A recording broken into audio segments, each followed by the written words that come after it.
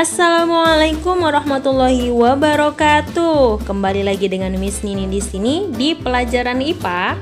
Hari ini kita akan review pelajaran IPA kita karena insya Allah minggu depan kita akan melaksanakan ujian KD1 pelajaran IPA. Nah, reviewnya tentang apa, Miss? Sebelum kita review, kita mau menambah sedikit materi pelajaran kita. Apa itu, Miss? Yuk, kita tambah ya sedikit materinya.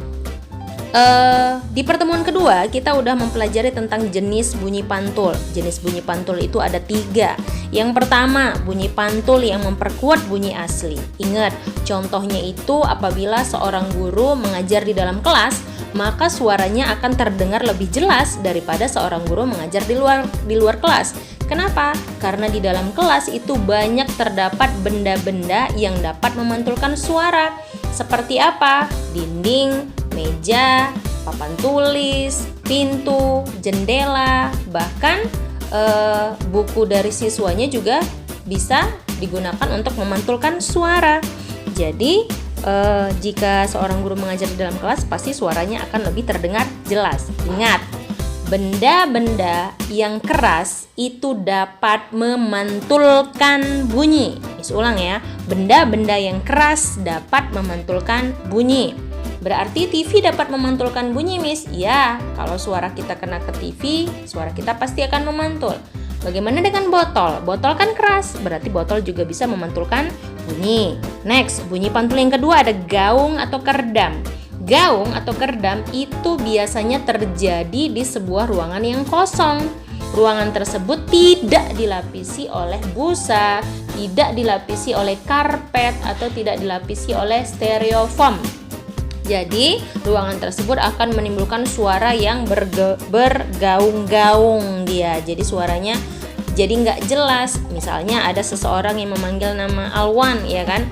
Alwan, belum selesai lagi nama Alwan diucapkan, udah kembali lagi kata-kata Alwannya Alwan. Nah, seperti itu yang namanya gaung. Jadi dia jadi nggak jelas suara yang dihasilkan. Next, kemudian yang ketiga ada namanya gema. Gema itu biasanya terjadi di lereng tebing atau di daerah perbukitan. Nah, apabila kita bersuara pada daerah perbukitan tersebut, maka suara kita akan kembali, suara kita akan memantul, dan suara kembalinya itu atau bunyi pantulnya itu akan kembali dengan jelas.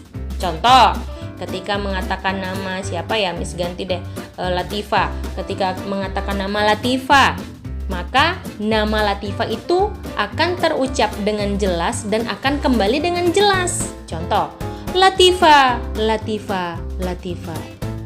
Ya, bunyi pantulnya akan kembali dengan jelas. Jadi, gema itu adalah bunyi pantul yang terdengar setelah bunyi asli selesai diucapkan.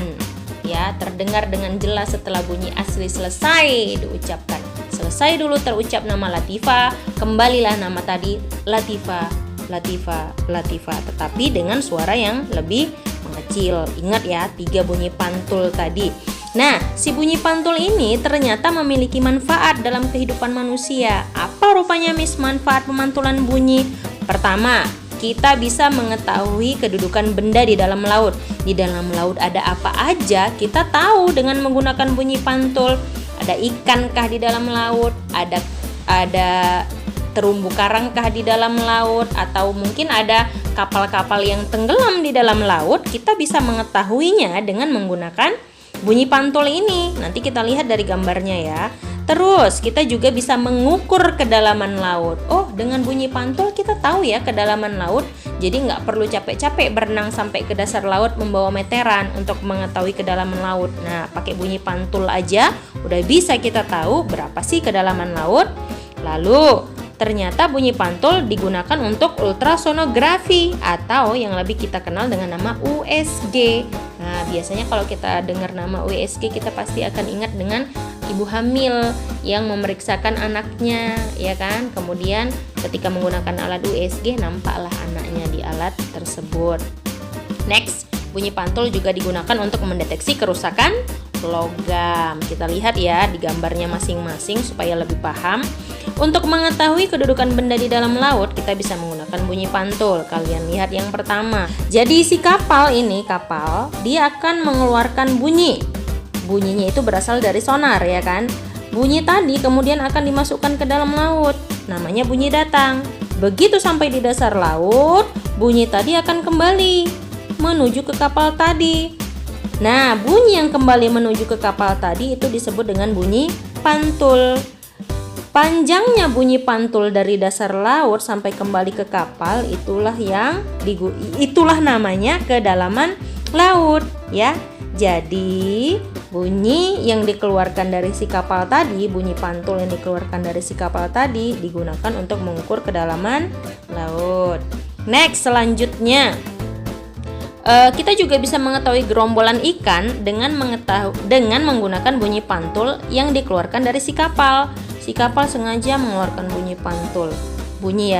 Sengaja mengeluarkan bunyi. Lalu apabila bunyi tadi kena ke suatu benda, kenalah ke ikan, ya kan? Nanti bunyi tadi akan kembali ke kapal. Ada sesuatu di bawah. Jangan-jangan itu ikan. Kalau kembalinya dalam bentuk yang banyak bunyi pantulnya, maka kemungkinan ada banyak gerombolan ikan di dalam laut. Nah, jadi seperti itu, ya. Untuk mendeteksi kerusakan logam. Bagaimana bisa mendeteksi kerusakan logam? Cara kerjanya mirip ya, seperti saat kapal itu mengeluarkan sonar, mengeluarkan bunyi, kemudian bunyinya kembali ke kapal tadi. Nah, kalau yang ini, bentar ya. Kalau yang ini, kalian lihat, ini dia logamnya. Jadi, apabila logamnya itu rusak, maka akan diketahui ketika alat pendeteksi ini mengeluarkan suara. Ini dia, suaranya tadi akan sampai ke logam, kemudian logam tadi akan memantulkan suara tadi kembali menuju ke alatnya. Begitu sampai ke alatnya, seandainya logam ini rusak, di dalamnya mungkin ada keropos, maka akan terdengar dia lebih jauh bunyinya, lebih lama kembalinya si bunyi pantul tadi. Nah, jadi itu proses untuk mengetahui kerusakan logam. Oke.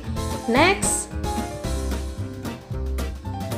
selanjutnya ultrasonografi. Ultrasonografi ini sering kita kenal dengan nama USG. Kalau USG itu kalian bisa lihat ya alatnya yang ditempelkan di perut si ibu. Nah, jadi yang dikeluarkan itu adalah bunyi ultrasonik sebenarnya. Bunyi ultrasonik yang diletakkan di perut si ibu.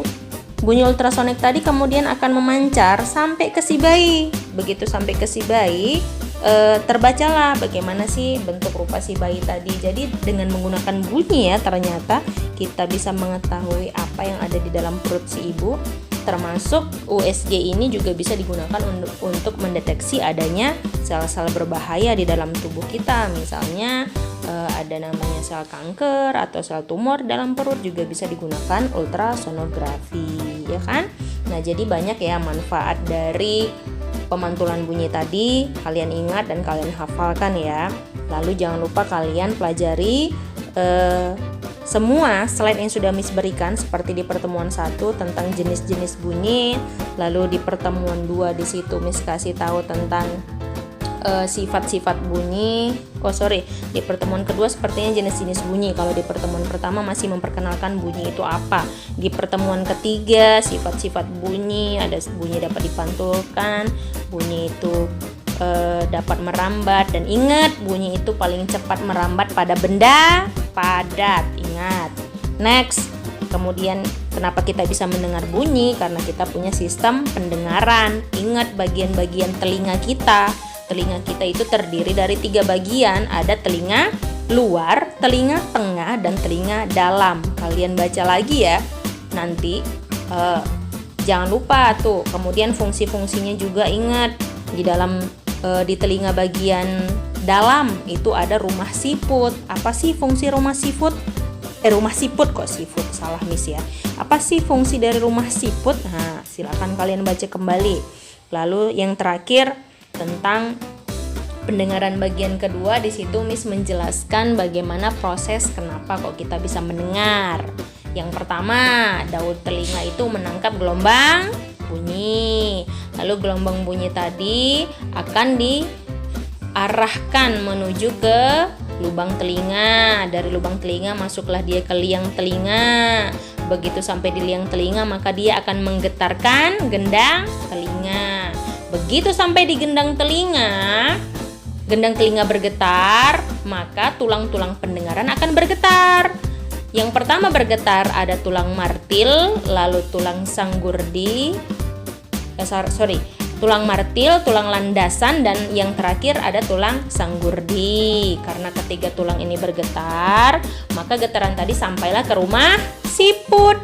Begitu sampai di rumah siput, maka getaran tadi akan diubah menjadi sinyal suara oleh organ korti yang terdapat di dalam rumah siput.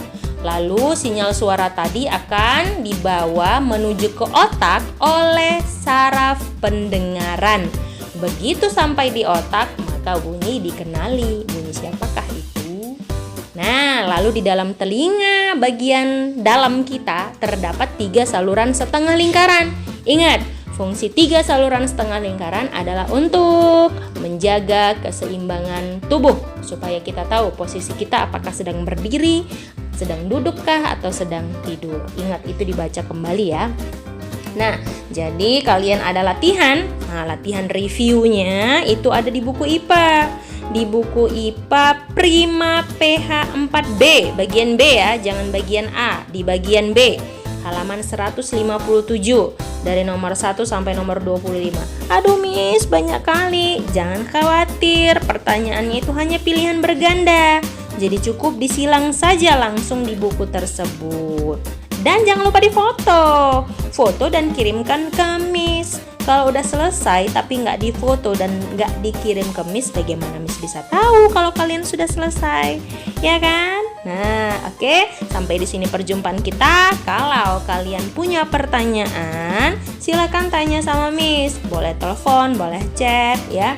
Misalnya ada soal yang kurang paham, silahkan tanya sama Miss. Oke. Sampai jumpa di pertemuan selanjutnya. Ingat, minggu depan kita ujian KD 1, jadi persiapkan diri kalian ya. Sampai jumpa dan Assalamualaikum warahmatullahi wabarakatuh.